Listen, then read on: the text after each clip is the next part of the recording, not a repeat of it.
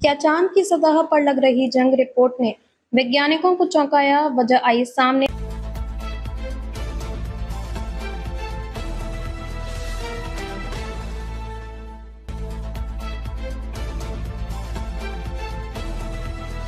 हालिया रिपोर्ट में चांद के ध्रुवीय इलाकों में हेनेटाइट नामक खनिज मिलने से वैज्ञानिक हैरान हैं, जिसे आयरन ऑक्साइड या जंग के नाम से भी जाना जाता है। चांद पर पानी और ऑक्सीजन की कमी के बावजूद जंग लगने के रहस्य ने वैज्ञानिकों को उलझा दिया है।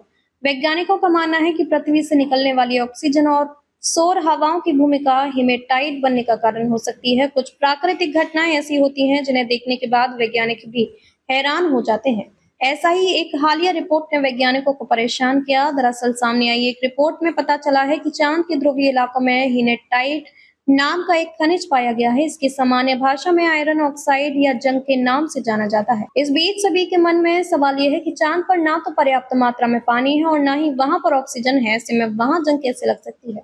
जंग के इस रहस्य ने वैज्ञानिकों को किया हैरान। TOI की एक रिपोर्ट के अनुसार जियो फिजिकल रिसर्च लेटर्स पत्रिका में छपी एक रिपोर्ट ने लोगों को हैरान किया है। हालांकि सामने आई इस जानकारी ने चांद और धरती के रिश्ते को नए नजरिए से देखने का भी अवसर दिया है। रिपोर्ट के बाद कुछ वैज्ञानिकों ने दावा किया कि धरती के कारण ही चांद पर जंग लगी है। वैज्ञानिक मान रहे हैं कि चांद पर हेमाटाइट बनने की प्रक्रिया की मुख्य वजह धरती की भूमिका हो सकती है। आमतौर पर जंग के लिए ऑक्सीजन और पानी दोनों की आवश्यकता होती है, लेकिन चांद इन संसाधनों की कमी है। शोध में पाया गया है कि जब चांद अपनी परिक्रमा करते हुए धरती की चुंबकीय पूंछ से होकर गुजरता को 5 दिनों तक सूरज की हवाओं में वह कहीं छिप जाता है। ठीक इसी समय चांद पर सीधा असर डालने वाले कल पृथ्वी से निकलने वाली ऑक्सीजन होती है। इसके वैज्ञानिक भाषा में अर्थ विंड में कहा जाता है।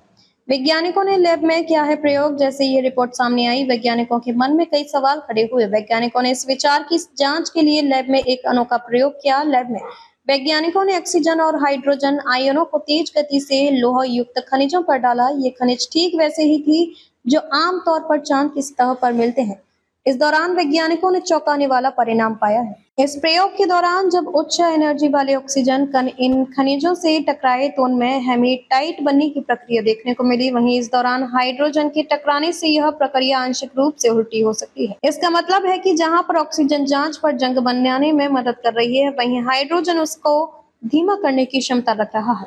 सभी वीडियो को देखने के लिए चैनल को सब्सक्राइब करें, बेल आइकन को दबाएं, वीडियो को लाइक और शेयर जरूर करें। धन्यवाद।